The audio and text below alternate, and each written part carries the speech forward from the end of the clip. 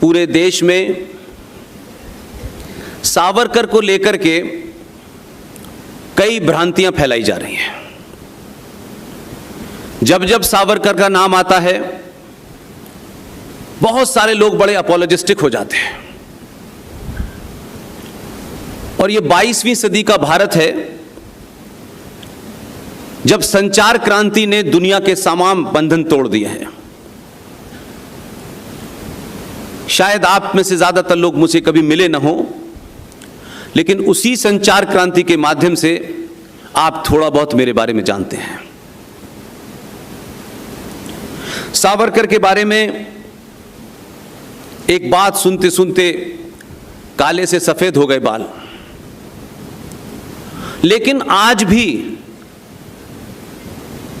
हमारी व्यवस्था में, हमारे सिस्टम में, सरकारों के अंदर ऐसे लोग बैठे हुए हैं कि एक गलत नैरेटिव को कैसे लगातार बार बार उसे कहिए, उसे सच साबित करते हैं। और आज भी बहुत बड़ी तादाद में लोग शायद इसमें हिस्सा लेना नहीं चाहते। सावरकर ने माफी मांगी, माफीनामा दिया, जैसे ही कुछ राष्ट्रवादी ताकतें किसी बड़े एजेंडे की तरफ बढ़ती हैं, इस किस्म के नैरेटिव बहुत चलते हैं। और राष्ट्रवादी ताकतों की मजबूरी यह है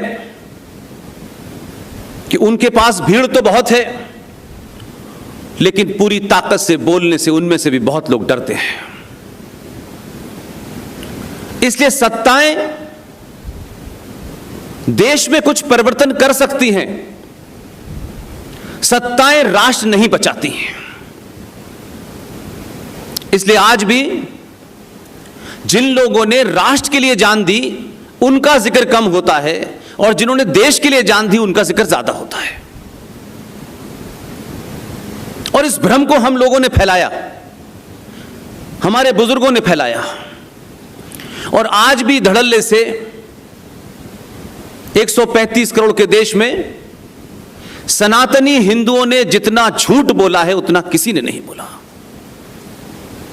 उनके निजी स्वार्थ हो सकते हैं, संगठनों के स्वार्थ हो सकते हैं, पार्टियों के स्वार्थ हो सकते हैं।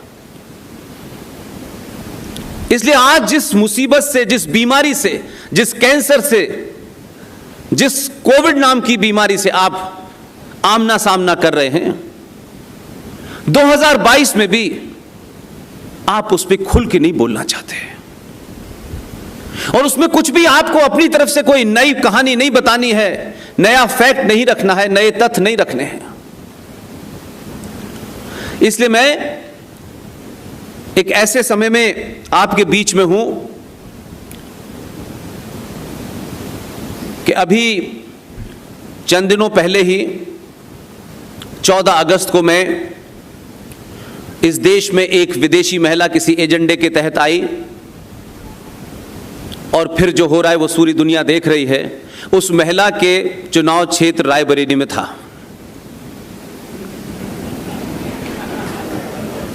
वो लोग बेचारे सोच रहे थे कि पुष्पेन जी को बुलाएंगे, और उन्होंने अपना टॉपिक रखा अखंड भारत।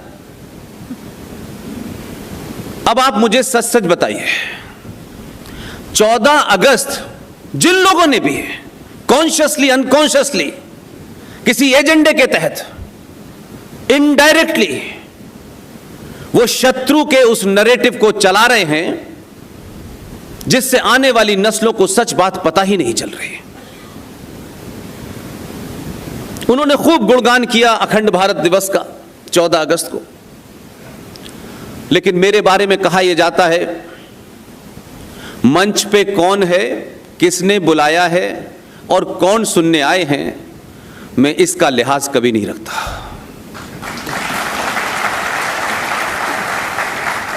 उनके सम्मान में कोशिश करता हूं कि मुझसे कोई त्रुटि न हो जाए, लेकिन अगर बड़े लोग मंच पे बैठे हैं, बहुत बड़े बड़े लोग नीचे बैठे हैं, तो मैं झूठ नहीं बोलता।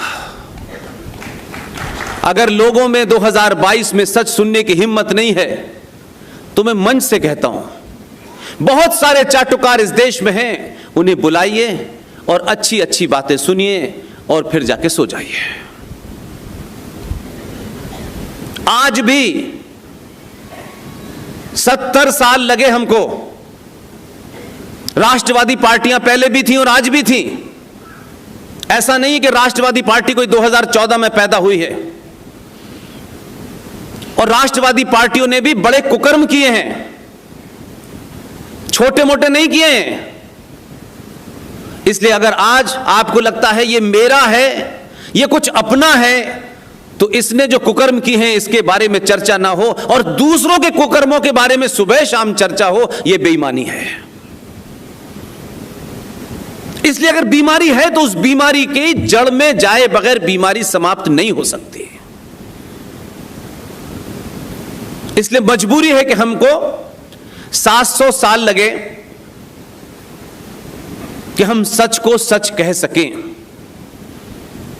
और अगर यह मौका हमारे इस दौर की वर्तमान पीढ़ी को मिला है तो मुझे लगता है कि फिर झूठ बोलने की कोई आवश्यकता नहीं है। हम कैसे अजीबोगरीब टाइप के लोग हैं। हमारे दादा, हमारे नाना, हमारे परदादा, उनकी मृत्यु कब हुई, कैसे हुई, उनका श्राद्ध मनाते हैं और उन्हें याद करते हैं। श्राद्ध के तहत ही हम याद करते हैं, चलिए यहां तक भी ठीक है। लेकिन पूरी दुनिया में एज ए नेशन हम एकमात्र देश हैं कि हम 70 साल पहले जिस तथाकथित इस आजादी का जश्न हम लाल किले से मनाते हैं, वो तथाकथित आजादी 21 लाख लोगों की लाशों पे मिली और 14 अगस्त 1946 को 21 लाख लोग मारे गए। भारत अखंड से खंडित हुआ, 2 टुकड़ों में बटा। लेकिन हम आज भी 14 अगस्त को अखंड भारत दिवस मना रहे हैं। 14 अगस्त को पड़ोसियों को आजादी की मुबारकबाद दे रहे हैं। अब अगर हमारे बारे में कोई ये राय बनाए कि ये कैसे लोग हैं जिन्होंने इनके लिए 14 अगस्त को अपने सर कटवाए, लाहौर की सड़कों पर जो नंगा नाच हुआ है वो भारतीयों को नहीं पता है, क्योंकि हम सुनी सुनाई बातों को आगे बढ़ाते हैं। और पहले ऐसी कौम होगी जो 70 सालों में भूल गए। लोग हजारों हजारों साल तक अपने राष्ट्र की ग्लोरी को और उसके दौर में आई हुई कठिनाइयों को और उसमें की हुई गलतियों को लिए इतिहास पढ़ते हैं।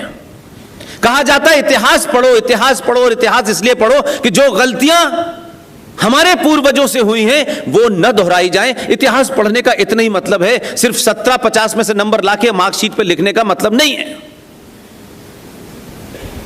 लेकिन हम कह कुछ रहे हैं और कर कुछ रहे हैं। इसलिए एकमात्र देश है कि हम 70 साल के इस सफर में जो हमने गलत किया है और गलत कर रहे हैं उस पर चर्चा नहीं करना चाहते हैं। उससे एक्स को फायदा होगा, वाई को नुकसान होगा, इस गणित में पूरा राष्ट्र लगा हुआ है। और एक एक शब्द के साथ, यह बात मैं खासतौर से पूना में इसलिए कह रहा हूं कि यहां साहित्य की दुनिया है। छोटी छोटी गलतियां, छोटे छोटे शब्द कैसे अनर्थ करते हैं अगर आप उसका अर्थ नहीं जानते हैं। और ऐसा ही एक शब्द था जो इस देश में पता नहीं किसने, मुझे नहीं पता ये बात कि किसने 1947 में बताया कि ये हमारे पिताजी हैं, हमें नहीं पता।